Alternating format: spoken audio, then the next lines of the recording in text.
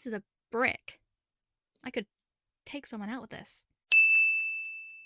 Hello everyone and welcome back to another video. Happy Pride Month. It's that time of year again, and that means it is also time for the third annual Pride Month reading challenge on this channel. This was the second reading challenge that I kind of introduced after my Mythology May, and I have just finished filming the third edition of that, which will probably already be out, most likely. Who even knows now? I take such a long time to edit my videos. And we are jumping right into another one. I really enjoy this challenge because I get to read a whole different range of books, all featuring queer characters or written by queer authors. Yeah, it's really exciting. This year, I have kind of drawn my TBR pile mostly from books I already own. I'm really trying to cut down my physical TBR, but I just seem to be acquiring books just as quickly as I finish them. So it's a bit of a challenge, but I have chosen a few books that I have had on my shelves for a while, just to try and get them read. A few backlist books, lots of different genres going on. I've also chosen a few books from my list of 25 books to read in 2025 because I have kind of been letting that list slide a little bit past couple of months, just because with the videos I've been filming, none of the books have really fit the theme. But this time around, I've kind of chosen all of the books that have been tagged LGBTQ plus on Storygraph. So I'm not 100% sure if they are like actually very, very queer, but like hopefully it's accurate and they will be vaguely LGBTQ inclusive. So yeah, a few backlist books, lots of books on my physical TBR, a couple of new acquisitions as well, a couple of new releases that I have been very excited to read. And actually, I am starting this video a few days late because I ended up finishing the Mythology May video a few days late because I was doing a show and it was pretty busy. So I have actually already read one of the books that I wanted to read for this video. And that book is Chain Gang All Stars by Nana Kwame Adjei-Brenyah. This is one of the books on my list of 25 books to read in 2025. I'm going to try and prioritize those ones, I think, first, as well as my nonfiction pick for the month. So yeah, this is the first book. This is a kind of dystopian sci-fi speculative fiction-y book that kind of revolves around a gladiatorial competition where prisoners facing extended prison sentences or death row are kind of pitted against each other and they fight to the death. And the idea is if you spend 3 years on this circuit fighting like every week or so and you live for 3 years, then your crimes get absolved and you can walk free. But that, I think, has only ever happened once because, I mean, you're fighting every week.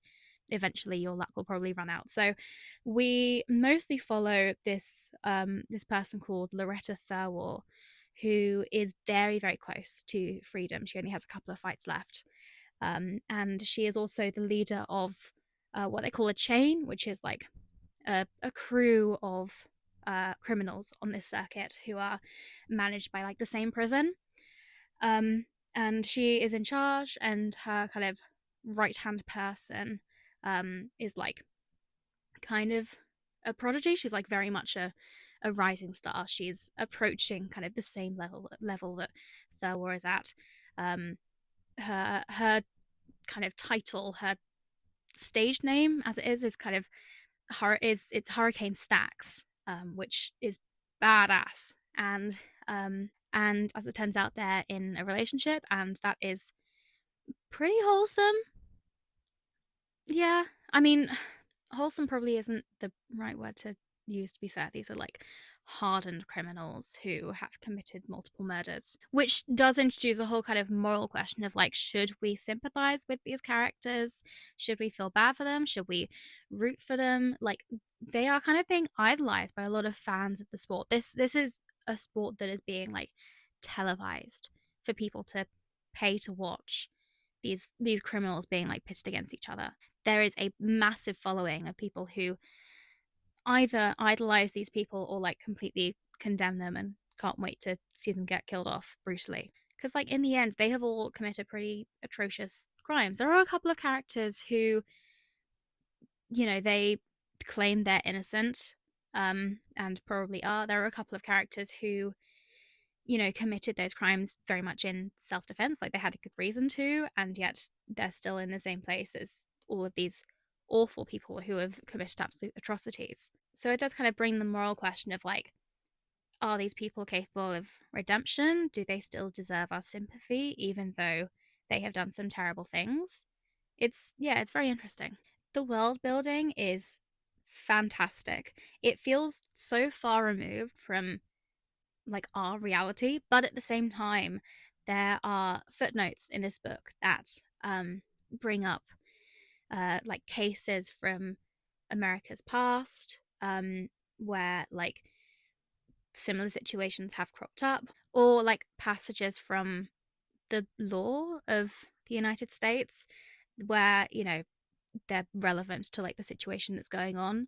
For example, there's a scene with like tear gas being released, and there's a whole paragraph um from the law essentially where it's kind of saying that the use of tear gas and stuff like that is banned in war zones, and it's like a war crime to use tear gas in case of a war. But at the same time, um, tear gas has been kind of termed by the US government as like a riot deterrent. So that's their reasoning for using it, whereas actually it's kind of a war crime to use it in other situations. Which, if you think about it, is absolutely wild, releasing tear gas on civilians, usually for like the crime of protesting peacefully. That, yeah, it's wild. So, yeah, it does feel quite far removed from our reality. It feels pretty exaggerated, the stuff that goes on here. But at the same time, it does also feel very similar. There are echoes of our reality in this. And especially with what's going on in America at the moment, I think that this is definitely a very important read, because if we're not careful, this could very much be where we're headed. I liked the kind of range of characters that are explored in this book. There are multiple perspectives, so you don't just hear from Loretta Thurwar, you also hear from the other members of her chain and other criminals who are in this system. And as well as those people, you also hear a little bit from people who watch the show religiously and their fans. And people who, on the other end of the spectrum, completely denounce the system and want these people not necessarily freed, but like not, forced to kill each other for sport. And then you also hear a little bit from the people in power, like the commentator on these fights, and the people who are like in charge of the games themselves and like make up the rules and stuff. So it's a vast range of characters you hear from, and that really helps with the world building, I think. Just kind of getting to see all of the angles and all of the perspectives on this situation. And with this range of characters, especially with the criminals who are involved, there are quite a lot of deaths. But something I also liked is, not only do the footnotes provide kind of factual information that comes from like real life, but they also include little eulogies for each of the characters who die. Like, even if they make the most minor appearance, they'll have a little eulogy that uh, doesn't just have their kind of fighter name, their nickname, what they're known as, like by the public, but like their real name and a little kind of paragraph underneath. And that kind of it makes each death feel kind of memorable and individual and a bit more intimate. And I feel like it's also kind of a reference to like the say their name movement that has kind of been in response to minorities who've been killed by people in the justice system, if that makes sense. Like George Floyd, for example. So I thought that was a really nice inclusion in there. So yeah, overall, I thought this was fantastic. It's definitely essential reading, as long as you don't mind the kind of the gore and the gruesome deaths and stuff. Um, yeah, it's really good. I thought the pacing was great. I thought it was the perfect length as well. Um, yeah, the fighting scenes, like the action scenes, are so well written. They feel almost literary, like the way people's kind of fighting styles and their movements are described. It's almost poetic. Like it doesn't feel like your typical run of the mill action book. It's yeah, it's fantastic. I yeah, I'm gonna give this 5 stars. This is my third 5-star read of the entire year so far, and yeah, we're starting off this video on an immense high, and yeah, the bar is incredibly high, and it's a lot of pressure for the other books that I'm gonna read in this video. So yeah, that is Chain Gang All Stars. I feel like I'm incredibly late to the party, and like everyone has read this already, but if you haven't, I would definitely definitely give it a read, as long as you check the content warnings, because there's a lot of them. So next up, I'm going to make a start on Girl, Woman, Other by Bernardine Evaristo. Not only is this book on my list of 25 books to read in 2025, so I was going to kind of put it fairly high up in priority anyway, for this month. But also, the author has literally just this morning, I think, been awarded is like outstanding contribution or something at the Women's Prize Awards this year. This book was, of course, shortlisted for the Women's Prize back in 2020.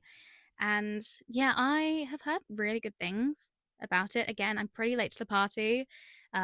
It's been recommended by a lot of people as kind of essential reading.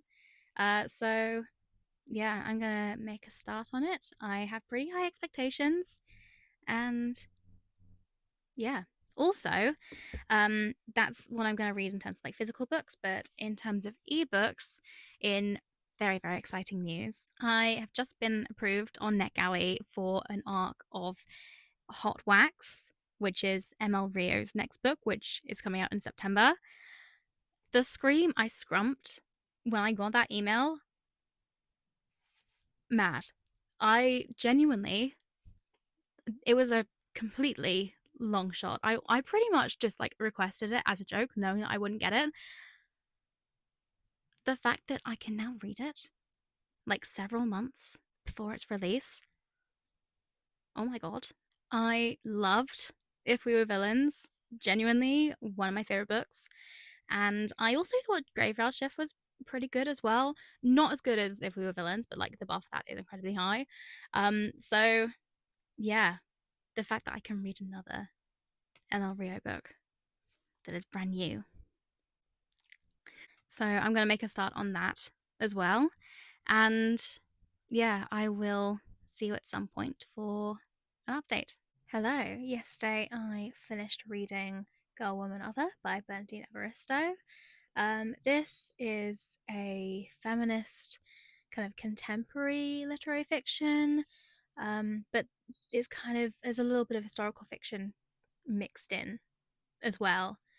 Um, and we follow 12 very different lives. It's a book split into 4+1 chapters, and each of the 4 chapters is then split up into 3 more sections. So 12 sections in total, plus a little bit on the end, following 12 very different people who are all connected in some way. Their lives all kind of intertwine. It's quite fun to see all the connections that come together at the end. I think this book really perfectly captures the diversity of the female experience, because really there is no one way to be a woman, and there are so many other factors that come into play when you're talking about womanhood and the experience of being a woman. You know, you also have race, class, um, where you were born, where you now live, sexuality, gender expression. Like, there are a lot of different factors, and all of the women in this book are very different. Their political views vary tremendously, but they're all written with a lot of compassion. And like, even when, you know, you as a reader, your views are so completely different to the people, the characters in this book, you still, you are still able to understand them and sympathize with them, because you kind of see how the way in which they were brought up kind of defines how they think. So, yeah, it's a feminist book, but it's specifically an intersectional feminist book because you have so many kind of different experiences in here. You have women from all sorts of different class backgrounds who were brought up very differently, kind of up and down the country. Some of them are immigrants or descendants of immigrants. Um, some of them are part of the LGBTQ plus community. Most of them are black or mixed race, but some of them aren't or don't identify as that. There are all sorts of different ages as well, and the time in which they grew up has a massive impact on their experiences as well. But they're all written with empathy and understanding. Um, Even the ones who are kind of a bit more upper class, a bit more right wing leaning, sometimes they're kind of made fun of a little bit, but they're still, you can still sympathize with them a little bit. And yeah, I loved the idea that all of these different women, very different women, can all be connected in some way. It felt very kind of 6 degrees of separation. So yeah, 10 out of 10 concept, 10 out of 10 execution. I also really like the writing style. It's kind of, it's written in prose that feels more like poetry, I guess. Um, it's like it's split up into, like, the sentences are all kind of on separate lines and stuff. It's kind of stream of consciousness like, and there's very little kind of punctuation or capitalization. Um, yeah, it does feel very kind of stream of consciousness, and yeah, it flowed really nicely. Um, yeah. So yeah, overall, I really enjoyed this. I think I'm gonna give it 4.75 stars. Not quite 5 stars, because occasionally it does get a little bit difficult to follow with all of the different characters and how they're all related, which I think will always happen with a book that has 12 full on main characters and their families. So yeah, I don't know, that's not a massive criticism. But yeah, loved it. Would definitely recommend it. Check content warnings, because it does occasionally go into some pretty dark subject matter in quite a bit of detail. So, um, yeah, look up content warnings before getting into it. But yeah, it's definitely worth the read, I think. I'm still working on Hot Wax by ML Rio. I've pretty much just started it. I'm like 50 pages in out of 400, so not that far along. Um, don't really quite know yet what to make of it. It's, I don't know, I'm enjoying it, but it's not really blowing me away quite yet. It's very different to the other stuff that she's written, like If We Were Villains or Graveyard Shift. It has a very different vibe. But that's not a bad thing. I'm keeping an open mind. And then in terms of physical books, I think I'm gonna make a start on my nonfiction book for this month. I'm trying to read at least one nonfiction book every single month this year. Doing fairly well at it at the moment. So yeah, this month I want to read Who's Afraid of Gender by Judith Butler. I have been wanting to read Judith Butler for ages because they seem to crop up everywhere in academia. Um, so yeah, I feel like this is a fairly timely book considering everything that is going on at the moment with regards to women's rights, trans rights in the West. So yeah, hopefully this will be, a nice eye-opening read. Might learn some stuff. So yeah, I'll make a start on this. It's fairly short, so I'm reasonably confident I'll get through it in not that long. I tend to read nonfiction a little bit slower than fiction, just because it takes a little bit longer to digest. But even with that, should be done with this fairly soon, and going to carry on with hot wax as well. And yeah, I will see you at some point for an update. It is so hot right now. I am sweating absolute balls. But last night I finished Who's Afraid of Gender by Judith Butler. This is a nonfiction kind of gender studies and politics book that basically takes all of the arguments that are put forth by people who are so-called anti-gender, which means that they like oppose trans rights and women's rights, reproductive rights, general rights for LGBTQ plus people. Um, it takes various arguments put forth by those people on the basis of religion or protecting spaces for people assigned female at birth or protecting children, etc., etc., and basically dissects all of those arguments and explains why they don't make any sense. They're contradictory.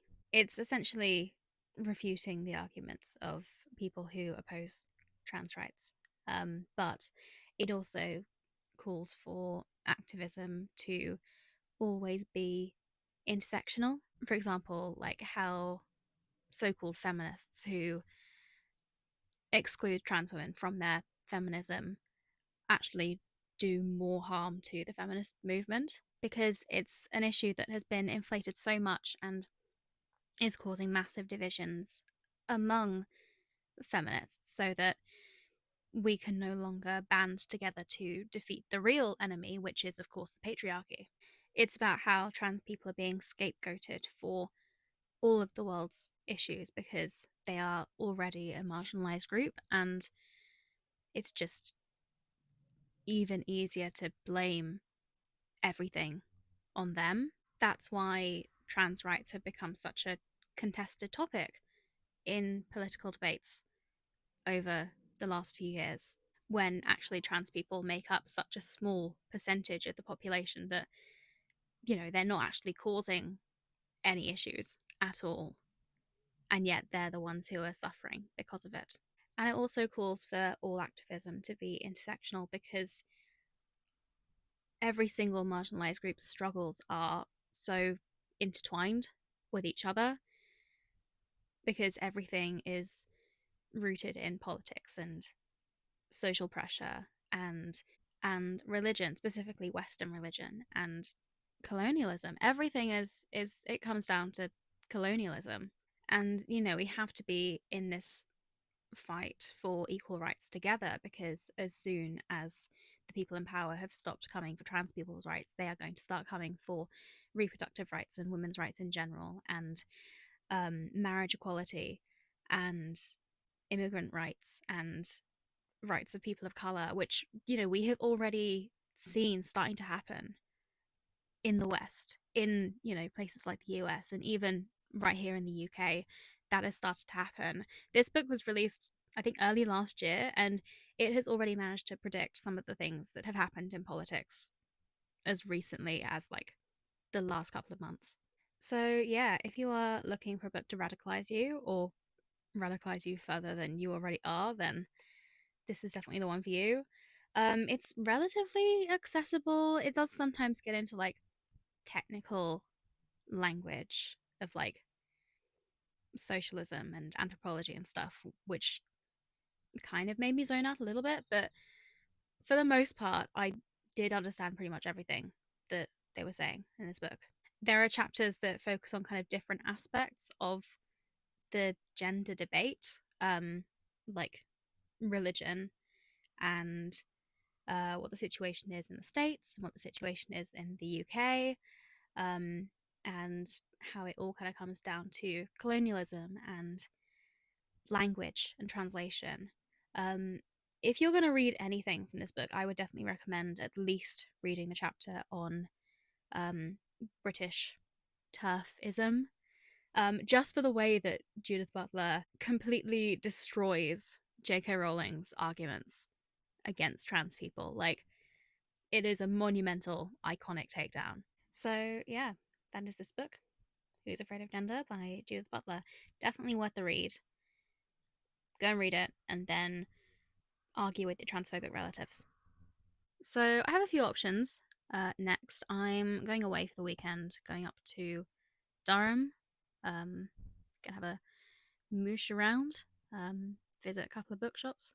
It'll be fun. Hopefully, meet up with some friends. I'm going to take a couple of books with me. Inevitably, I will buy more when I'm there. I am about just over halfway through Hot Wax now. Still not massively blown away by it, but it's getting better. It's getting better. And in terms of physical books, I want to make a start on Monstrilio by Gerardo Samano Cordova. This is the third and final book on my TBR that is from my list of 25 books to read in 2025. I've heard really good things about this one, and yeah, got high expectations for this. And then I also wanted to bring along a book that I hadn't actually added to my physical DBR, but the other day I was at work at the charity shop and came across this book last night at the Telegraph Club by Melinda Lowe. Again, I feel like I'm really, really late to the party with this one. I feel like everyone has read this and loved it. And yeah, I had to get it because I have been wanting to read this for a while. So yeah, I'm going to bring those two books with me, and yeah, I will see you when I have finished at least one of them. Hello. Please excuse the change of location and also the lack of microphone. Going back to the old days of last year when I had less tech enhancing everything. But yeah, I'm still away for the weekend. I'm in Durham. I'm meant to be checking out of this room in like less than an hour, so I'm gonna keep this brief and then I can like go and actually pack my things. But yeah, I just wanted to give a little bit of an update. So last night I finished Monstrilio by Gerardo Samano Cordova. This is, I wouldn't necessarily say it's a horror book. It's very soft horror. It's kind of supernatural, magical realism, a bit eerie, a bit weird, very weird actually. It's about a family who have just lost their 11-year-old son, and the parents are both kind of grieving in slightly different ways. The father grieves in a very kind of typical way, like he's crying all the time. But the mother is slightly more in denial, to the point where she actually ends up taking a part of his lung. She ends up feeding this piece of lung, and it ends up growing into a little thing called Monstrilio, a little kind of monster being. He's just a little guy. He likes meat. He kind of likes killing and eating animals, things. You can kind of see where this is going, right? And yeah, it's just about kind of the chaos that kind of ensues on this family. It's split into 4 parts. It's narrated by 4 different people. So you have parts narrated by the mother and the father and the mother's best friend, who has low-key unrequited feelings for the mother. And then the final part is from Monstrilio himself. And yeah, you kind of get to see all the different perspectives. It feels almost like 4 different novellas in a way. But yeah, it's about grief and parenthood and this kind of very unconventional family dynamic, and you know, the experience of growing up, learning how to be a person, but also feeling very, very different from other people, which I feel like could be some kind of allegory or a metaphor for something, but I'm not really smart enough to figure out what it's a metaphor for. But yeah, I thought it was really good. It was very well written. The prose is quite fluid and very easy to read. I pretty much devoured this in a couple of days. So yeah, I found it entertaining. It's kind of eerie. It is very weird, and at times it is quite unsettling and gross. Definitely check content warnings. At the same time as it being weird though, it's very heartfelt. It's definitely written with a lot of empathy. There isn't really kind of a villain in this story.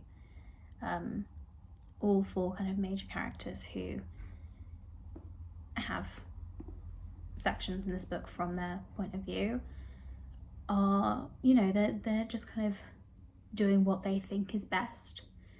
They mean well, but you know, occasionally things happen, and they're not necessarily in the wrong, but like, yeah, things happen. They have good intentions, but not so great actions sometimes. So yeah, I liked the level of empathy that this book was written with. And yeah, I found it pretty compelling. I enjoyed it. I wasn't necessarily like completely blown away by it. I think I had quite high expectations of it, just from hearing what other people had to say about it. I've heard very good things, so like my expectations were quite high. I wasn't like blown away. I didn't think it was brilliant, but it's very good. It's a solid 4.25 star book, I think. But it is definitely a book that I will probably be thinking about for a while. Yeah, that is Monstrilio. So yeah, in other news, while I have been in Durham, I've been inevitably doing a little bit of book shopping. I went to one of my favourite independent bookshops ever yesterday. It's called Collected Books. It's a feminist bookshop. It specialises in books written by women, and I hadn't actually visited since last summer, and since then they have basically doubled their floor space by extending into the basement, the floor below where their kind of original shop is. So yeah, they had a lot more space to explore, and yeah, I spent solidly like an hour and a half just kind of wandering and deciding what to buy. I limited myself to 3 books because money, but yeah, so here's a book haul, I guess. So firstly, I picked up a copy of Sky Daddy. It's just like freebies and flyers in here, but yeah, Sky Daddy by Kate Folk, which is a book that I've had on my radar for a while. I included it in my video of like most anticipated releases that I made at the end of last year. And yeah, I managed to get my hands on a copy. This, hopefully, I'm really hoping it's like a weird fiction book, like a weird girl fiction about a woman who is attracted to airplanes. And yeah, I want it to be kind of unhinged. I suspect it will probably be like a little bit sad as well, but just kind of wanting a slightly unhinged book. And yeah, I'm excited. And then this is also very exciting because they have this like thing where they do like blind dates with the book or like surprise reads. They have like books that are wrapped up in like a hamper in the shop, and they have like a little note attached, so you kind of get a flavour of what the book might be, but you have like no idea what it is. And I picked one up because I liked the sound of what the label said, and unwrapped it, and it is this one. This How You Remember It by Catherine Pacifica, which coincidentally is a book that I have had on my radar for a long time. I've wanted a copy for ages, and I was kind of waiting until it came out in paperback, which it did pretty recently. And yeah, I picked up a copy, an unwrapped copy in the shop yesterday, and considered getting it, but ended up not, because from the label, I kind of maybe was hoping that it might be a copy of this book, possibly, and I was like, what the chances I would end up accidentally getting 2 copies of the same book. So I ended up not, and lo and behold, I was right in my suspicions, and I think that is a sign that maybe I have developed psychic powers and I should like go and touch some grass, possibly. I spent too much time researching books. But yeah, this is a literary fiction about kind of growing up online and feeling kind of trapped by social media. It, I think, is written entirely in second person perspective, using like you pronouns, which is very cool. I love an original narration style, really love it. So yeah, I am very excited also to dig into this one. And then the third and final book that I decided to get was this one, Eat the Ones You Love by Sarah Maria Griffin, which is a horror book. It's like actual horror, which from the sounds of it, like it sounds like a sapphic Little Shop of Horrors, which is right up my street, considering I was literally in a production of Little Shop of Horrors in Durham, where I am right now, and I played the plant in drag. It was a time, literally one of my favourite shows I have ever done, ever. And yeah, so I am well acquainted with the musical, and yeah, this sounded fantastic. I have actually already started it. I know I said I was going to read Last Night at the Telegraph Club after finishing Monstrilio, but if I'm honest, I am not really in the mood for historical fiction at the moment. I've come off the back of one weird book. I just kind of want to move on to another weird book. So yeah, this is kind of weird horror, which I'm definitely in the mood for. I want something a little bit kind of more exciting, a little bit more fast-paced at the moment. And at some point I'll probably circle back to Last Night at the Telegraph Club. If not this month, then at some other point. But yeah, this is the book that I am reading right now. I started it at breakfast today, and I'm like 40 pages in, so not very far in, but I am really enjoying it so far. Again, it's a unique narration style. It is told from the perspective of the carnivorous plant, and yeah, love that. So yeah, I'm gonna like actually pack my stuff now because I need to leave, and I will continue reading this book on the train back. I'll probably get fairly far into it tonight, and yeah, I'm still going with hot wax, by the way. Haven't really been digging that much into it in the last couple of days while I've been here, because I have been conserving my phone battery, and also I didn't bring my Kindle, so I can't read it on that. But yeah, I will finish that at some point as well. And yeah, that's it really. I will see you in a few days, I guess. Hello, I am back home and I finished another book. I finished Eat the Ones You Love by Sarah Maria Griffin.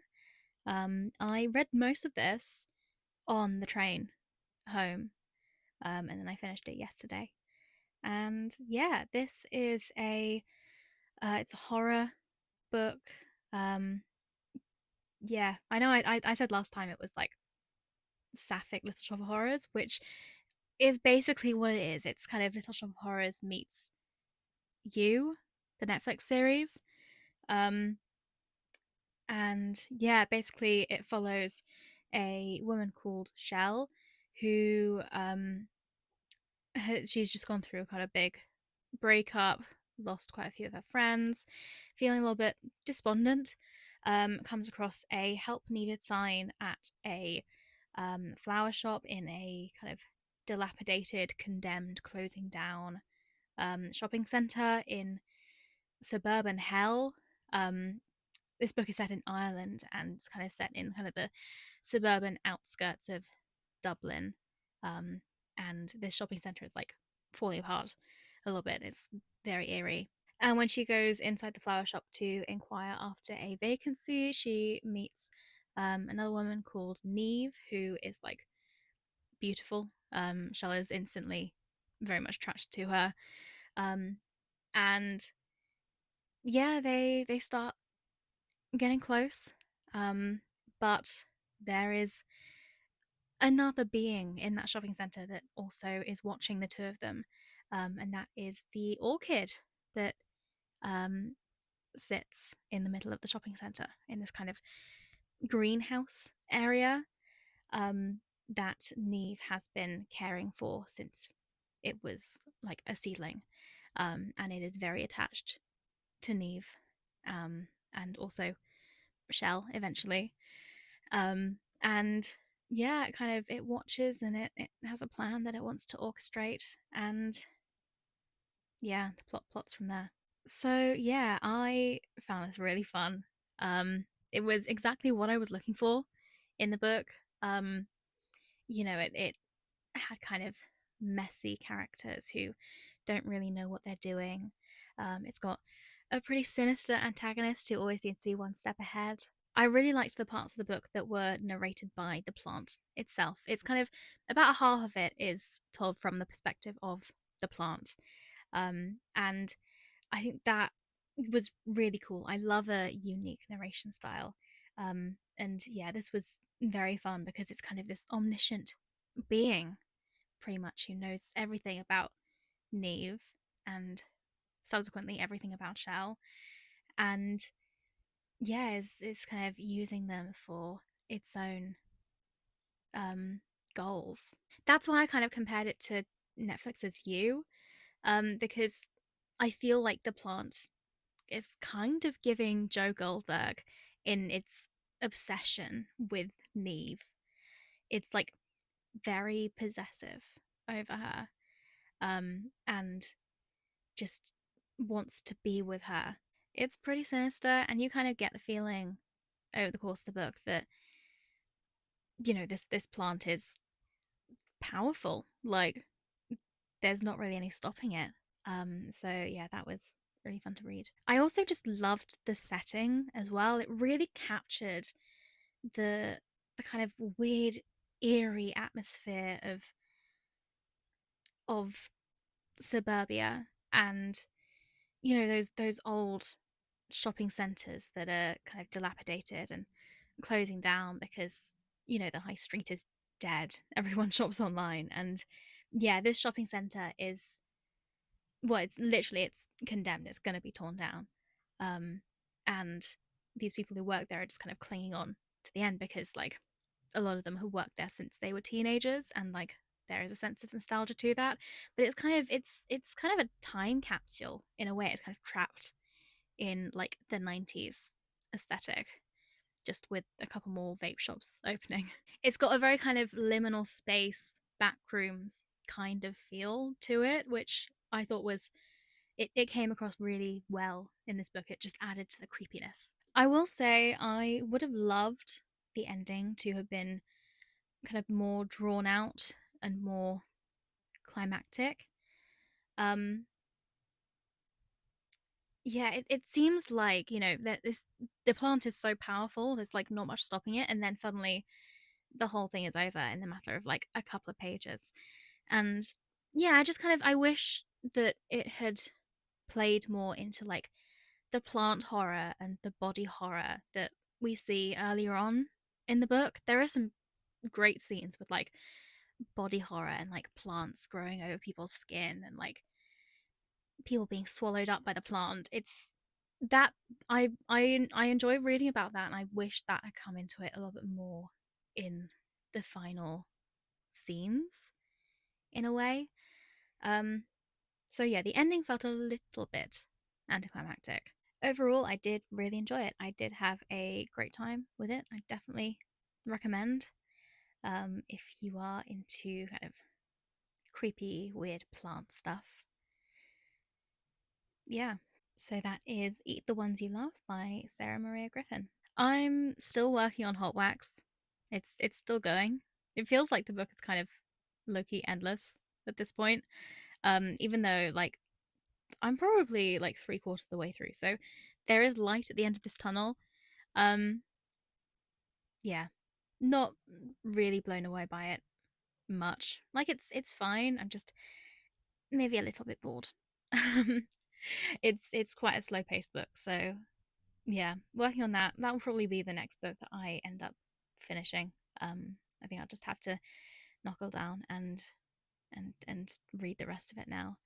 And then in terms of physical copies, I've read all of the books that have kind of been on my kind of priority list, so that means I can have a little bit of fun now, do a little bit more mood reading, and yeah.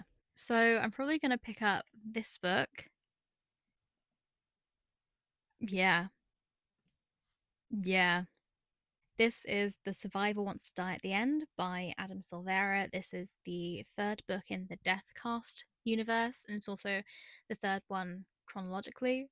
I'm pretty sure I read the prequel, the first to die at the end, for my Pride Month vlog 2 years ago, I think. Um, and I enjoyed it. That one was like 500 pages. This is like over 700 pages.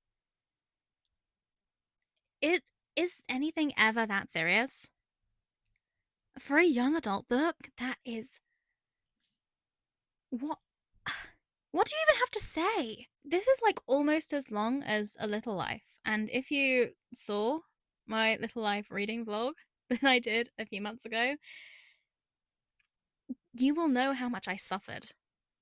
I don't. Do I want to put myself through this? Yes, I do. I'm pretty curious about this one because I think it takes a little bit of a different turn plot wise, compared to the other two books, which I'm intrigued by. And I did enjoy the other two books, so yeah, hopefully I'll enjoy this one as well. But I'm just 700 pages. This is a brick. I could take someone out with this. So yeah, you can probably see why I figured that Hot Wax was going to be the book that I finished next. Because if I'm starting this one, this is going to take me a while.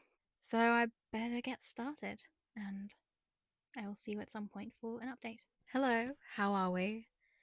It's still so hot right now. I am sweating so much. Ugh, it's awful. But the good news is I have finally finished Hot Wax by ML Rio. I got this as an ARC off of NetGalley, so I'm incredibly grateful for that. I love If We Were Villains. It's one of my favorite books of all time. And yeah, this book was one of my most anticipated releases of the year. So I was so excited to get my hands on a copy, and my expectations were pretty high. But having read it, my feelings are pretty mixed. I think partly that is my own fault because I had very high expectations because I have loved ML Rio's writing. So yeah, maybe I should have tempered my expectations a little bit. But yeah. So this book follows a dual timeline structure. There are two timelines that alternate between each other. So, firstly, you have our main girl, Suzanne, as a child. She is the daughter of a rock star who leads a band called Gil and the Kills. And she goes on tour with them at about 10, 11 years old. And something happens that leads to the band basically disappearing, essentially, ruins her relationship with her father, which is already relatively strained because he hasn't been all that present for her growing up. Like, he's been on the road the whole time. Um, and yeah, kind of it screws her over a little bit. And then the other timeline is Suzanne now as an adult of about 40 ish. Um, Going on a road trip. She's just learnt that her father has died and left her his car. And she takes that car, goes on a road trip, essentially tries to run away from her past, sometimes literally. And she meets a couple of people, and they're super nice, help her kind of on her way to starting a new life. There's a little bit of a romance going on. It's pretty wholesome until it isn't.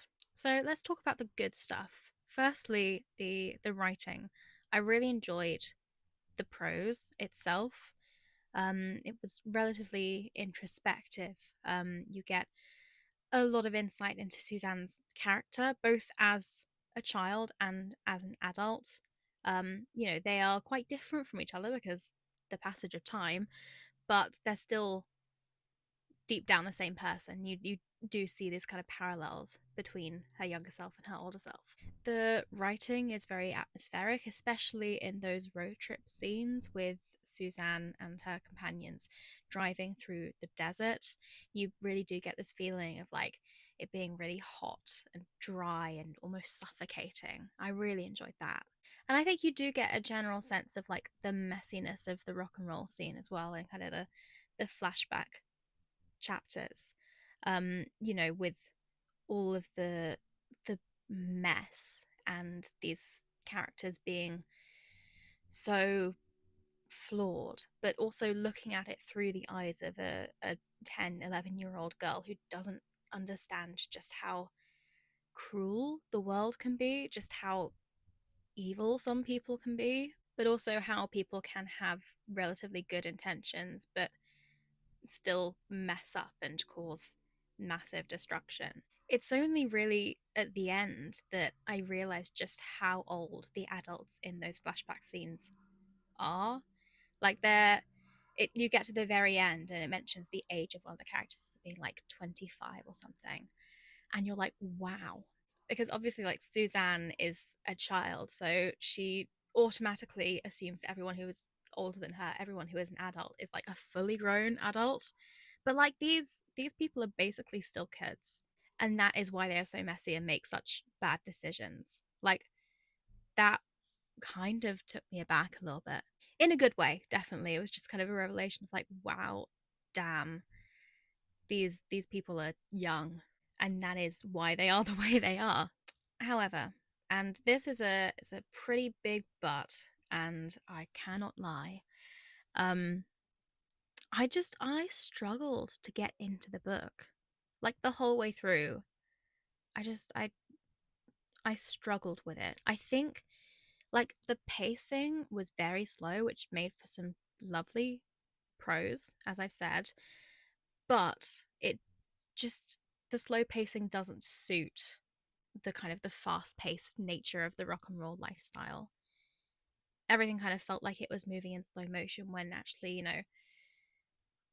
it shouldn't have been. And pretty much 80% of the plot happens in the last 20% of the book, and then the rest of the book is just it's it's just vibes, really. It was only in that last section that everything kind of started to come together, and that was kind of what made me kind of sit up and start actually kind of paying attention. And the rest of the book was just a little bit boring, I'm not gonna lie. Outside of Suzanne, there were definitely some supporting characters that I liked, particularly the people that she meets up with on her road trip as an adult. Um, but there are also some supporting characters that play a pretty big role in the first half of the book and then just kind of conveniently vanish. They just kind of disappear and don't really get mentioned much. So, yeah, overall, definitely not up there with If We Were Villains, and not even really up there with Graveyard Shift. Even though, like, it seems like everyone else thought that Graveyard Shift was a massive disappointment, I enjoyed it. I thought it was great for what it was, which is a novella.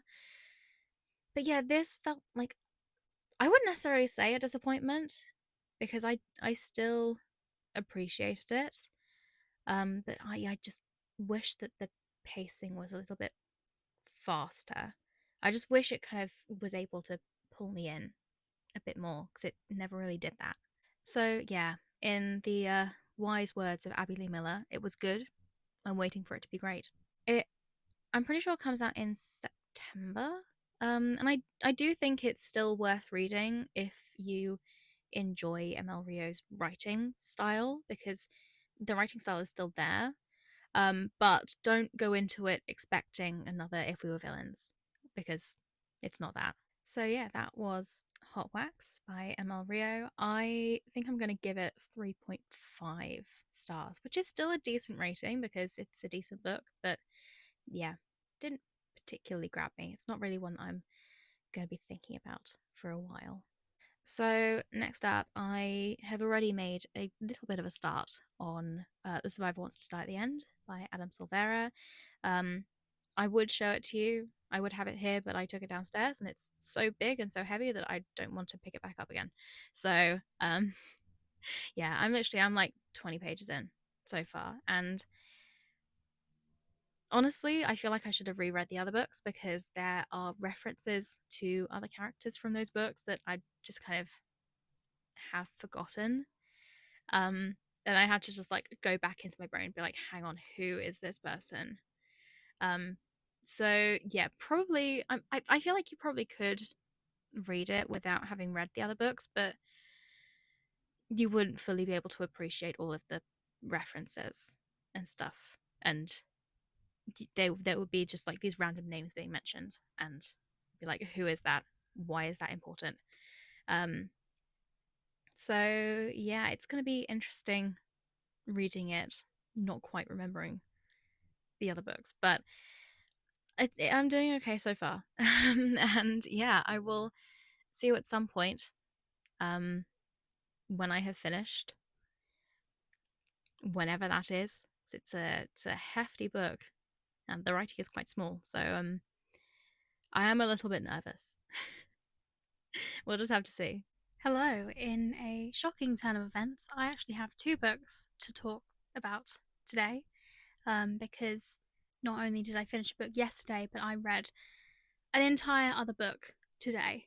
Um, so yeah, let's just crack on. I think this is going to be a pretty long one, so I hope you are sitting comfortably. So first up, I finished The Survivor Wants to Die at the End by Adam Silvera. This is book 3 in the Deathcast universe. It's both the most recent in kind of publication order and also the latest chronologically. Um, this is the same universe as They Both Die at the End and The First Die at the End. This book takes place kind of 3 to 4 years after They Both Die at the End and almost exactly 10 years after The First Die at the End. It is speculative fiction that is set in a universe where a company called Deathcast knows exactly who is going to die that day they basically get like a long list of names at midnight, and then they spend the first kind of 3 hours of the day calling those people to notify them that they have less than 24 hours left to live. So, our main boys in this book are Paz, who was a fairly major character in the first Die at the End, especially towards the end of that book. And he is a child in that book. He's like 9 years old in that book, and he's all grown up now. He's a former child star who is still dealing with the fallout of what happened in that book, and because of events that happen prior to this book taking place, like a couple months prior, he is under quite a bit of public scrutiny at the moment, and he is struggling a lot with that. And then you have Alano, who is the son of the founder and CEO of Deathcast, which essentially makes him the heir to the world's most powerful company. And obviously, with that comes a lot of public scrutiny. He has pretty much lived his entire life under a spotlight, and with the company being as controversial as it is, with quite a few people who oppose what the company stands for, he is very much a target for a group of people who are quite violent in their opposition. So, yeah, they are both 19-year-old boys who are facing tremendous pressure for quite different reasons. They're both very much in the public eye and are kind of infamous, but after a chance meeting, they start to help each other deal with that pressure, heal from their trauma, and learn how to live and enjoy life again. So, yeah, that is what the book is about. Firstly, how did I manage to finish this book in 3 days? This is 700 plus pages long. How did I do that? 3 days. It didn't feel that long, which is weird because, I mean, plot wise, nothing massively significant happens. It's not really that action packed. It's relatively slow paced. But yeah, it just whizzed along. I didn't want to put it down. It does go in quite a different direction, plot wise, compared with the standard formula of the other two books, which is basically starting off with at least one of the main characters getting a call from Deathcast, and those two main characters meeting, falling in love over the course of like 24 hours, and then ending with at least one of those characters dying. Like, that is what kind of happens in both of the previous books. That doesn't happen in this one. Neither of the main characters get a call from Deathcast, which I don't think is a spoiler because it literally says on the cover, Deathcast isn't calling.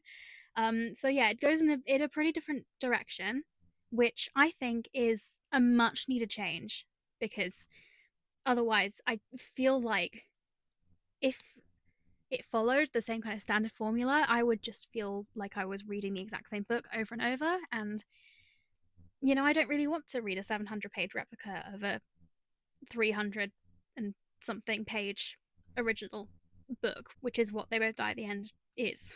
This book is also spread out over several days compared to the other two books, which are spread out over 24 hours. I think the first Die at the End is possibly over 2 days, maybe, but mostly over kind of that final 24 hours.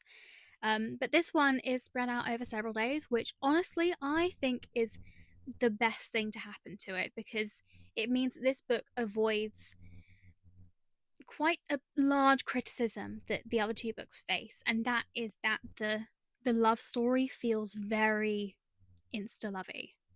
Like, you had these two main characters who are total strangers, and then on their end day they meet and they fall in love, and then by the time the book ends they're basically ready to like get married.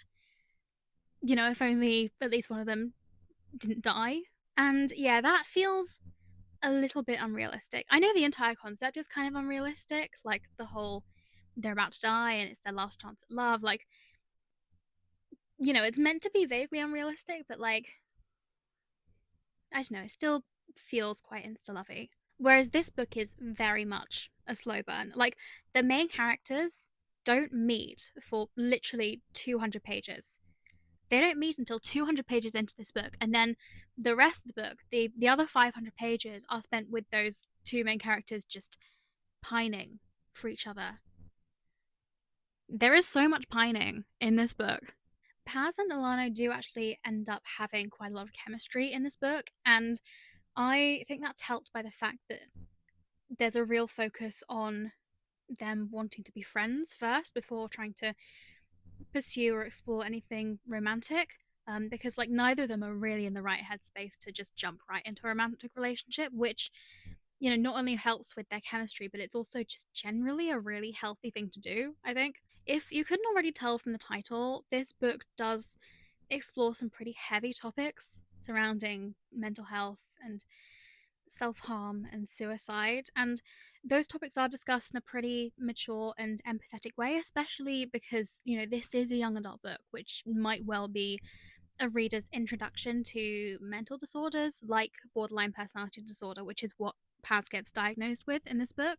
I can't really speak to the accuracy of that representation, but the fact that the author himself actually has BPD means that he's probably been inspired by his own experiences, which, is sad because, like, no one should have to go through the stuff that Paz goes through in this book. Like, boy suffers a lot, but it does mean that the rep should be relatively accurate. I would definitely check content warnings before reading because like it's heavy.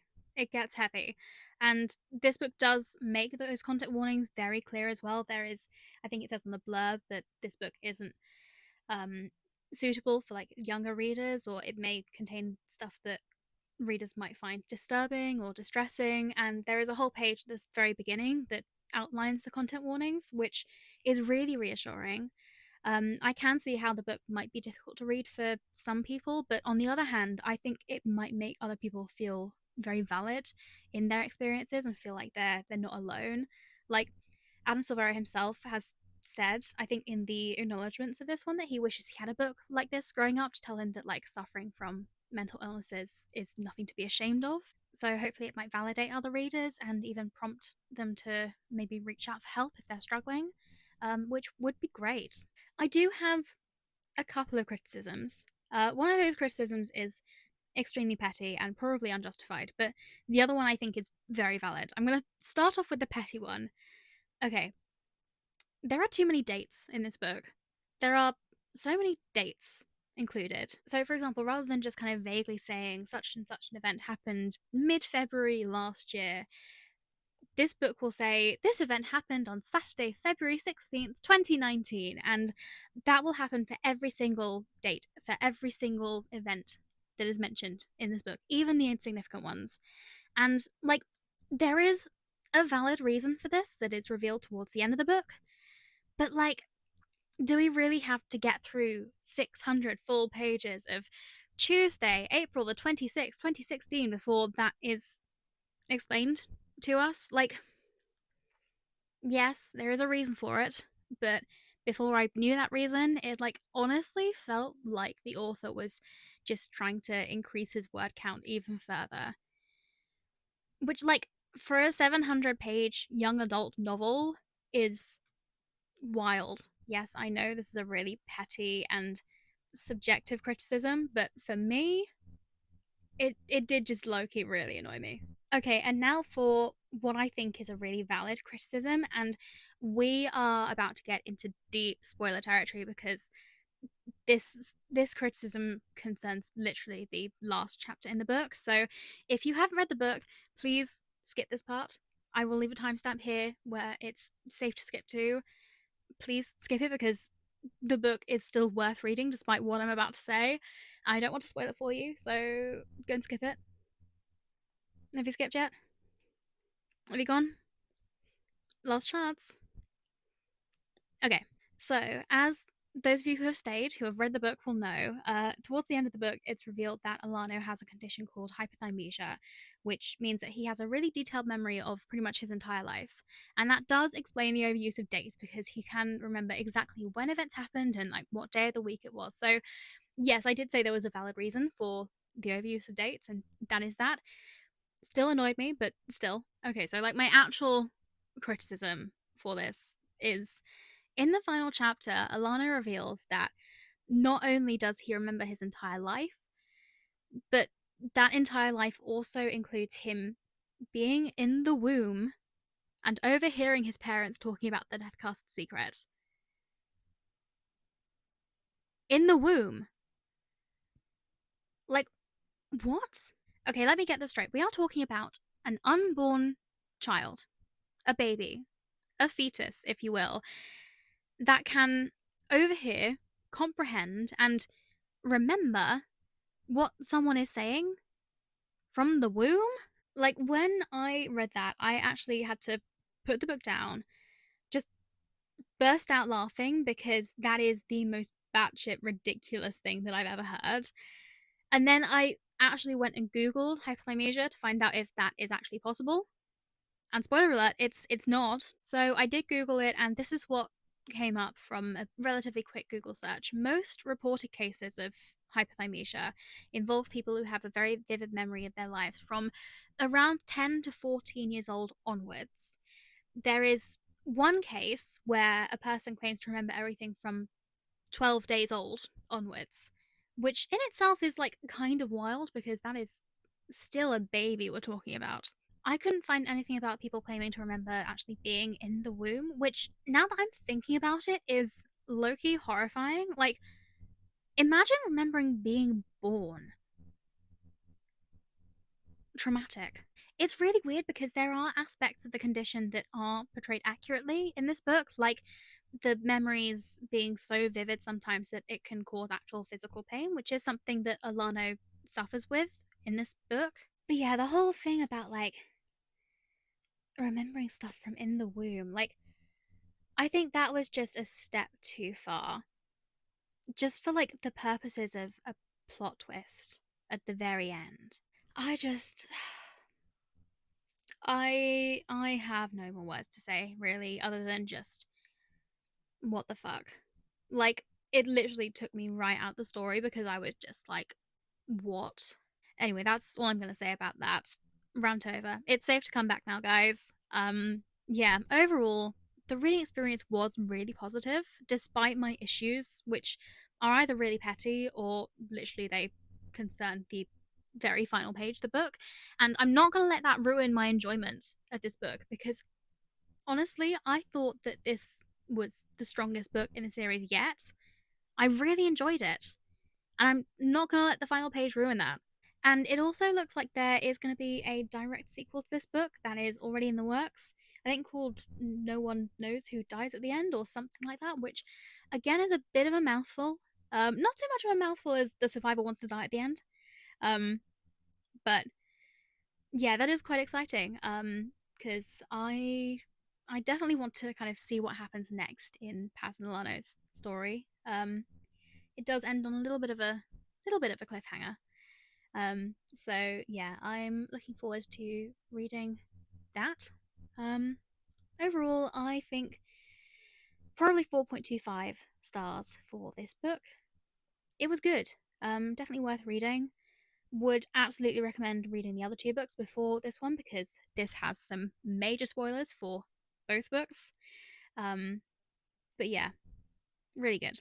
Okay, moving on from a 700-page book to a 200-page book. This feels so much lighter in my hand after holding the other book for like 20 minutes straight. This is How You Lose the Time War by Amal Almatar and Max Gladstone. This is a reread. I first read this book in my very first Pride Month vlog 2 years ago, so this is a nice little full circle moment.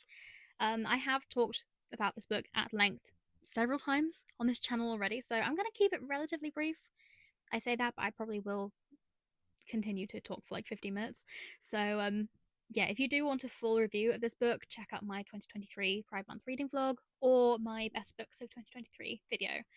Because, spoiler alert, I love this book.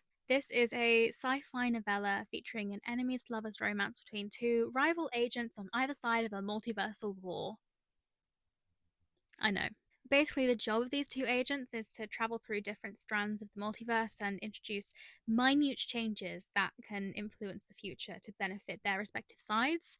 Except these two agents are so good, they're kind of top of their respective kind of armies, and they keep thwarting each other's plans, and then leaving behind notes for the other one to find. But as they continue to communicate with each other via these letters, they start to realize that they might be the only beings in the entire multiverse that can truly understand each other, and their enmity towards each other slowly turns into something else. You guys, this book is so beautifully written and so tender. There are so many kind of unique and beautiful ways of expressing love in this book. There is so much yearning between these two characters. If you couldn't already tell, I am an absolute sucker for a book that involves a lot of pining. But the prose is so gorgeous. It's prose that I would love to know how to write, but honestly, I don't think I will ever capture the beauty that is in this book. I think this takes an insane amount of talent and also refining that talent and that skill to create something like this. The plot itself is pretty complicated at first because there is pretty much no exposition. You're kind of dumped right in the middle of this war, and you're kind of left to figure out what is going on, pretty much. But like once you get the plot, like you get kind of clues and like context revealed to you kind of gradually as you go on. It just, oh, it's so good. And I will tell you that upon rereading it, it just gets that much better because you notice details and like little bits of foreshadowing that you didn't notice the first time round. Like an already perfect book just gets a little bit more perfect, and I just couldn't be happier. Honestly, this is one of my favorite books ever. It went super viral a couple of years ago, which is why I ended up reading it initially. And let me tell you, it absolutely deserves the hype. This is a perfectly hyped book. In fact, I would now go so far as to say it's underhyped because it's kind of disappeared into obscurity a little bit. Like, I don't hear as many people talking about it now because it kind of had its moment in the sun. But oh, it's still like it stands up. And honestly, guys, if you take just one recommendation from this entire video, let it be this one. Please read it. But yeah, that is it pretty much for this update. I am currently reading an arc of Chloe Gong's new book. It's called Coldwire. It's like a kind of sci-fi dystopia type thing. It's like I've kind of avoided talking about it until now because it's not like overtly queer. It's not like a book I'm reading for Pride Month. It's a book I'm reading because it's an arc. There is, I think, currently like one minor character that is queer so far. Um, but yeah, if I do end up finishing it, which isn't guaranteed, kind of finishing it within the next like week because we do have like a week pretty much left of the month. Um, I will probably talk about it in this video. But again, it's like a 500-page book, and I'm 100 pages in, and it has taken me about 4 or 5 days to get to 100 pages in. So, yeah, not sure if I'm going to end up finishing it in this month. But I'm enjoying it so far. Um, yeah, so there's that. And then I have just started also reading this book, Afterparties by Anthony Vyasna So, which is a short story collection about Cambodian American life, which is really interesting. I know pretty much nothing about Cambodia or its community of immigrants in America. So yeah, I feel like I will probably learn quite a bit from this book. But yeah, I have only read one story from it so far, so no real thoughts as of yet, but I will see you probably in a couple of days when I have finished this one, and I will let you know what I think. Hello, how are we? I have finished another book. I finished After Parties by Anthony V. So, which is a short story collection exploring life as a Cambodian American, um, specifically in the Bay Area in the States. I think most, if not all, of these stories are set in and around the Bay Area. And honestly, this was such a blind spot for me, knowledge wise. Like, I know pretty much nothing about Cambodia in terms of like culture or history. Like, we just don't get taught Asian history at school in the UK. Like, the closest that we get is like communist Russia or Japan in World War II, and that's it. So I know pretty much nothing about Cambodia, and after reading this, like I think it's probably something that I am going to have to do research about. These stories explore themes of family and differences between generations, between first generation immigrants and second generation immigrants, and generational trauma. A lot of these characters in these stories have memories of the Cambodian genocide, and their actions and their opinions are very much influenced by that trauma that they suffered. I really liked how most of these stories were kind of interconnected with each other. Like there will be just kind of references in passing to characters or settings from other stories. Um, and yeah, I really liked that. It kind of gave the impression that like this is such a close knit community where like everyone knows everyone else, and a lot of people are related to each other, not just by blood, but like in terms of just growing up together and just like knowing people so closely to the point where it's almost suffocating, and you get these second generation immigrants, these kids who want to grow up and move out and gain some independence from that, because it is a very very close knit community. I think my favorite stories were We Would Have Been Princes, which is a story about two brothers who are at a relative's wedding reception, and they hatch a plan to try and expose their uncle for not giving the bride any money. Because one of the traditions in a Cambodian wedding is giving the um, groom and bride envelopes filled with money, and the brothers want to expose the uncle for like not doing that and hiding his envelope. And also the final story, which is inspired by the author's own mother, and that was it. Just like fully made me tear up in the middle of a cafe at 9 a.m. in the morning. It was really emotional. I think there were maybe one or two flops, which, happens in short story collections. It's much like an album. There are going to be skips on pretty much every album you listen to. There are probably going to be skips in every short story collection that you read. I think my least favorite story in this one was the first one, Three Women of Chuck's Donuts, just because I thought it lacked a bit of the depth that the other stories had.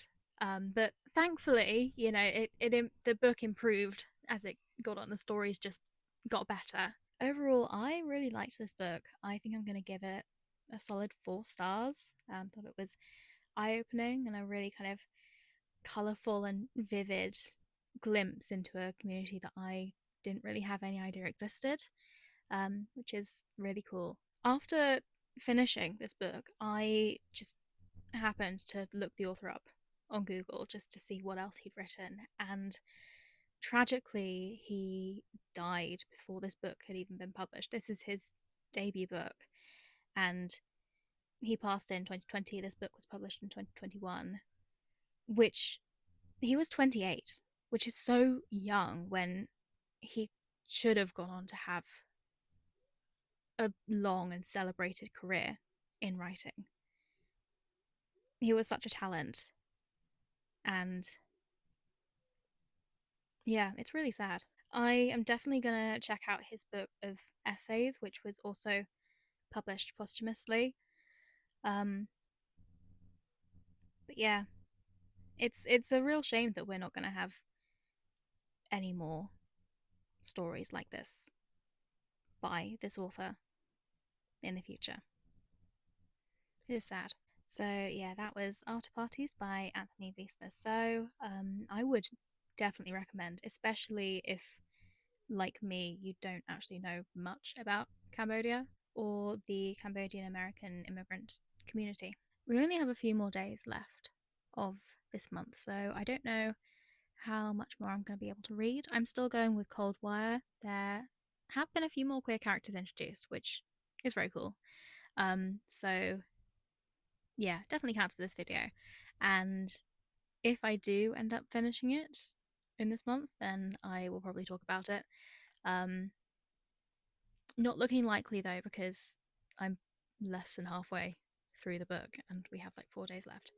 Um, I am also going to make a start on The Inverts by Crystal Jeans, which is one of the last books that I had on my physical TBR.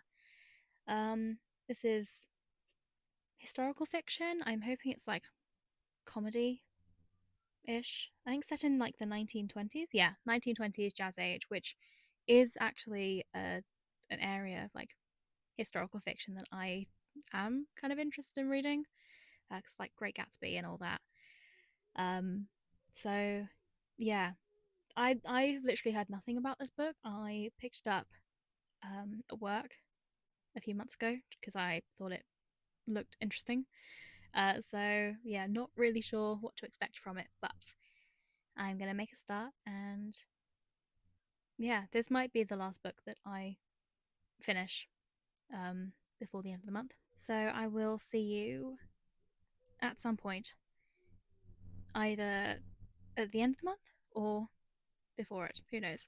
So, despite what I initially had thought, I have ended up finishing Coldwire by Chloe Gong. This is an arc that I received off of NetGalley, which I'm very, very grateful for. This is the first book in a YA dystopian cyberpunk, I think, trilogy series at least. And this book is just classic YA dystopia. And like it's the good kind of YA dystopia. It's not like, oh, society is divided into five communities based on people's biggest fear, and there's a love triangle, and there's one girl who is completely fearless and she's got to fight against the regime, that kind of that stuff. Yeah, it's not that. Although to be honest, I probably still would read a book about that premise. Anyway, so this is a cyberpunk dystopia set in the year 2058, where the majority of the population live their lives in virtual reality, what they call upcountry, in order to escape down country, real life, where things are essentially falling apart. There's, climate change and pollution and disease, and yeah, real life isn't great, so they just go into their little pods and they live in virtual reality. And there are two kind of main countries, main superpowers in this world, that are engaged in this Cold War, this kind of technological Cold War. One of them pretty closely resembles North America, and the other one pretty closely resembles Asia. I think mostly it's inspired by China, but you can also kind of see parallels with like Russia and um, North and South Korea. And the country that very closely resembles North America is pretty much a capitalist hellscape. Like everything is run by this one massive corporation called Nile Corp, who like basically they run the virtual reality thing. They run the armies. They like contracted armed forces. It's yeah, kind of scary. Also, kind of similar to where we might be headed in the future. But with this Cold War, all of the orphans in this country are essentially conscripted into the armed forces by this big company, Nile Corp, and they are forced to attend um, army school, whatever it's called, and then enter the army and fight for this country, which is where our main characters come in. Both of them are, this is a dual POV novel, two different kind of narrators. They're both soldiers in the army, or well, one of them is a soldier in the army, the other one is a cadet in their final year of training. And they both are sent on missions that um, kind of get them involved in this massive conspiracy. There's this big mystery that needs to be solved. Someone has gone missing and taken this very dangerous program with them that kind of has the capability to rewrite reality as they know it. Um, and yeah, it's a big mystery that needs to be solved. The characters need to kind of go undercover in this enemy country and retrieve all of kind of the different bits of data from lots of different towns. And yeah, honestly, the plot was so good. I was completely hooked throughout. I thought maybe I was possibly putting all the clues together, but there was no way I could have foreseen like the plot twists and when everything kind of comes together to reveal what's actually going on. Like I was shook. I think the dual POV has done really well to kind of plant all of those clues in there, and you kind of get to see all the parallels between the characters and stuff. The characters themselves, I did grow pretty attached to as well. They, you know, they're the main characters are pretty likable. There are a couple of fun little cute rivals slash enemies lovers romances going on. They don't completely distract from the main story. Like the main story is kind of the most important thing going on, like the mystery, but there's a bit of romance as well, which I really enjoyed. It gets a little bit tropey at times. There's a one bed trope. There's a panicked confession in the middle of an argument trope. There's a little bit of a sick trope as well. One person being sick and the other person having to kind of take care of them while they're kind of recovering. Um, yeah, it's cute. It is cute. I do think this book really, really excels in the world building department.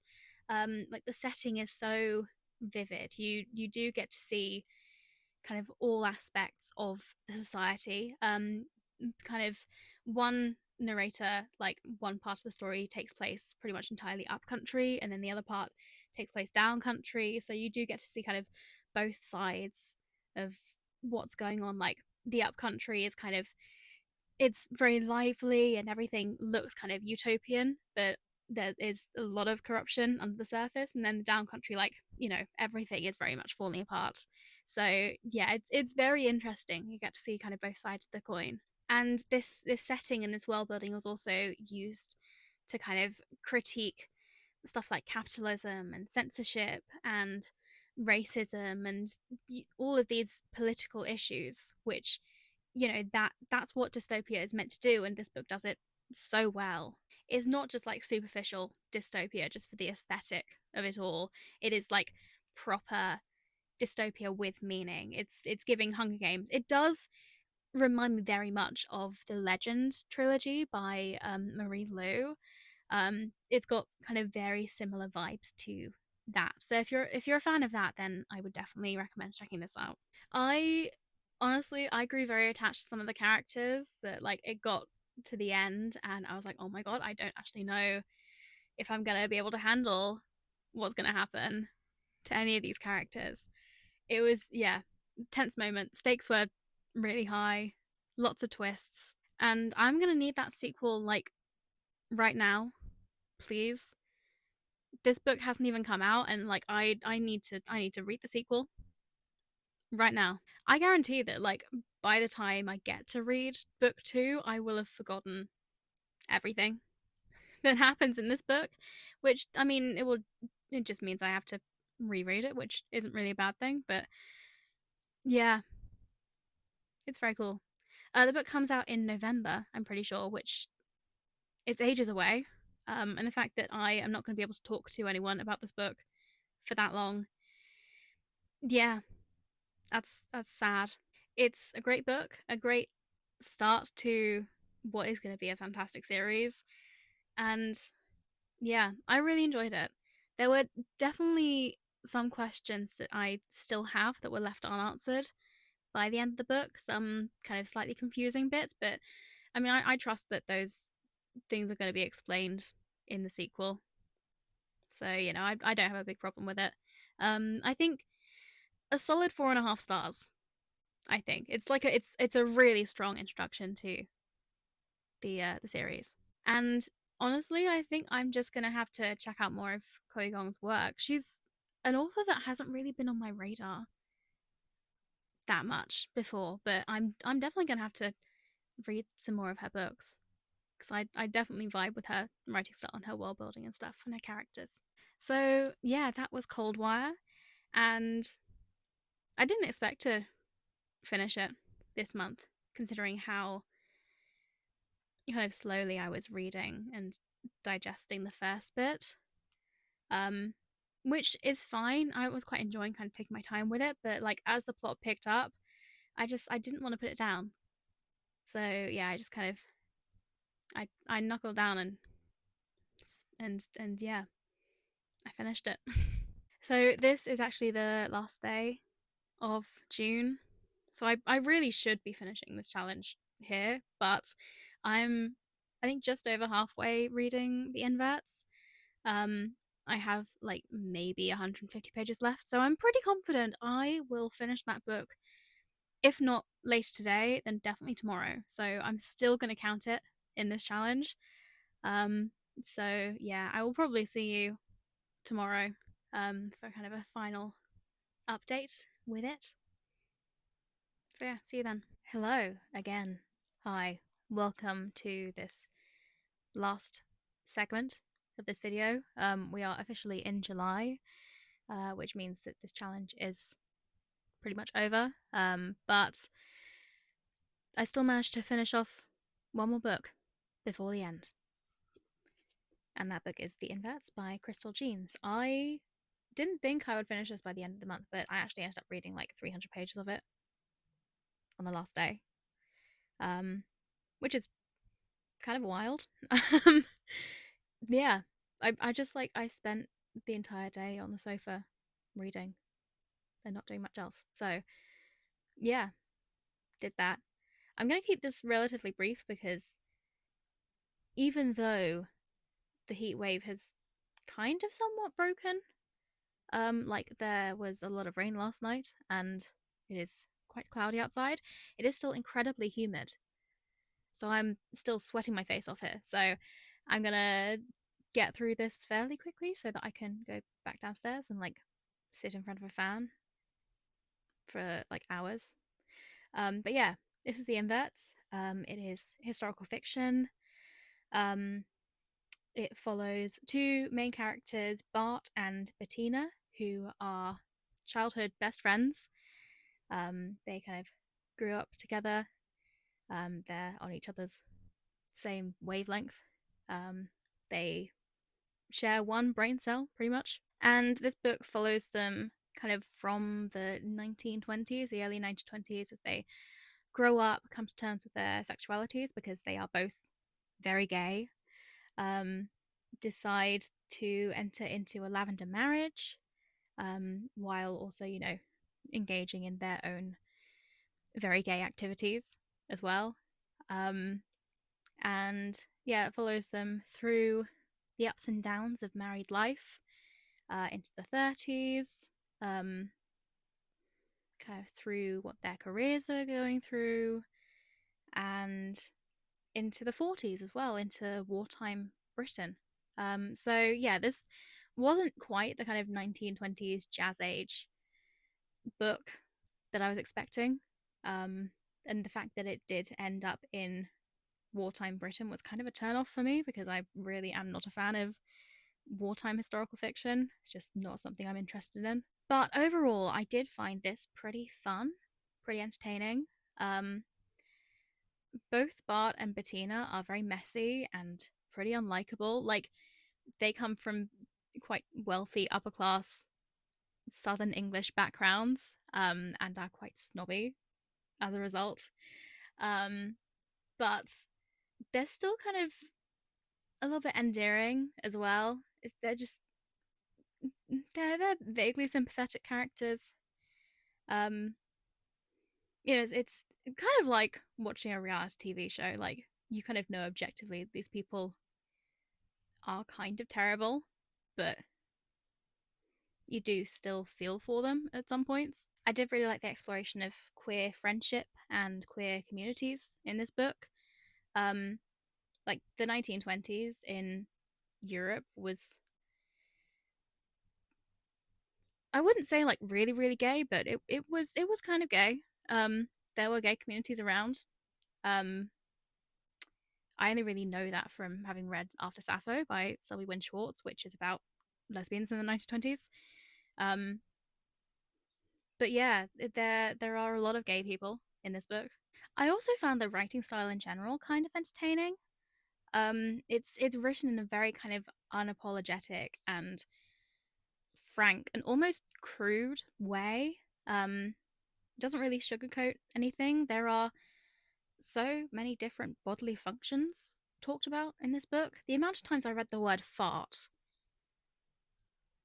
kind of, it took me aback a little bit. It's a little bit astonishing. Um, so yeah, there's that. I still found it kind of entertaining though.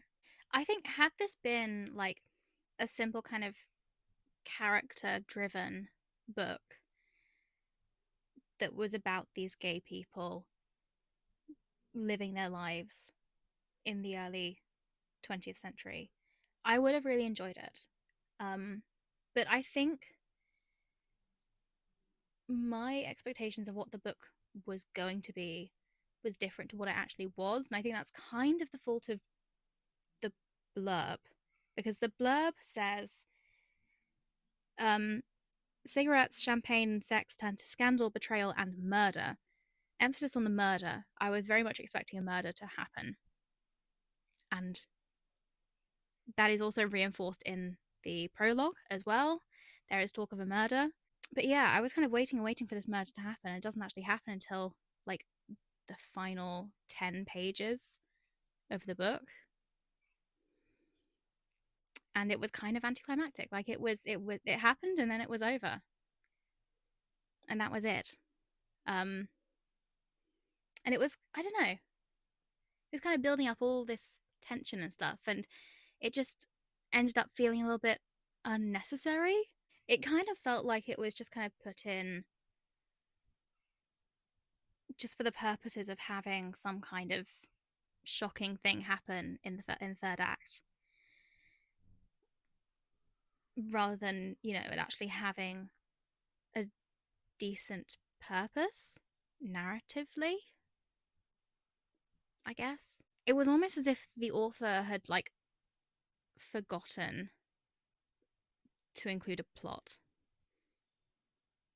in the rest of the book. Like, the rest of the book is very kind of character driven, and then suddenly the author was like towards the end of writing the book and was suddenly like, oh no, I promised that there would be a murder in this book, let's just quickly add one in. I Yeah, I feel like the murder could have happened earlier on in the book, and then more time could have maybe been spent trying to cover that murder up so that it had more relevance to the actual plot.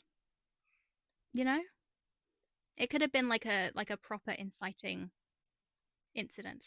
I don't know. I don't know if I'm really making any sense. I think maybe it's on me that my expectations were different to what the book actually was, and I'm disappointed by that. But I think it's probably also maybe the fault of what is on the back of the book.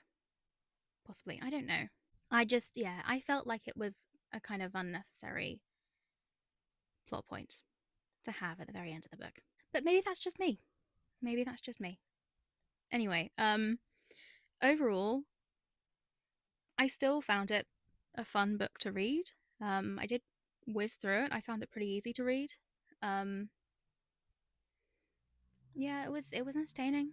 I had a pretty decent time despite all of the many different bodily functions in the book. Um, but yeah, I think rating wise, I'm probably gonna give it maybe 3.75 stars. Like it was fun, but I wouldn't say it was like a great book. It's not a book that's gonna like stick in my mind for a long time. But yeah, that is the last book of this month, which means that this challenge is over. Total number of books I read was 11, which is quite good. I can't remember how many books I read last year or the year before, but I did read a lot of pages specifically because some of the books I read were long, chunky ones. And here they all are. Here are all the books, all the physical books. I did also have two ebooks, both ARCs, Hotbacks, and Coldwire. It's interesting how they have hot and cold in their titles. That's fun. But yeah, here are all of the books. My favorite book this month was definitely This Is How You Lose the Time War, which is honestly a no-brainer. Like this is one of my favorite books ever. So yeah. And my favorite book that wasn't a reread was Chain Gang All Stars. Um, yeah, this is great. I'm very, very late to the party with this one. I feel like I am the last person on earth to have read this. But yeah, I read it at the start of the month. And I'm still thinking about it. So like, yeah, it's really left an impression. Least favorite book is slightly more difficult because I enjoyed all of the books I read this month. It was a banging month. Um, there were no kind of real standouts to like bad books that I read. So yeah, I don't know. I'd say like least favorite was possibly Hot Wax, just because it took me so long to get into that book because it was so slow paced. But I did still enjoy it a little bit. Um, it's still a very well written book. Um, and definitely still worth reading when it comes out. But yeah, thank you so much for watching, especially if you have gotten to the end of this video and all of my yapping. If you enjoyed it, please give it a thumbs up and consider subscribing to my channel if you want to see even more content like this. Um, you can also find me on Instagram and TikTok and Storygraph and Blue Sky. My username on all those platforms is @withlibjones. If you want even more content. Hello, it's Liv from the editor. I'm literally just finishing up editing this video, and my microphone died. Literally gave up, ran out of battery at the very end of that last clip, which is definitely a sure sign that I need to wrap it up immediately. So I'm going to do just that. Thanks so much for watching, and I will see you in the next video. Bye.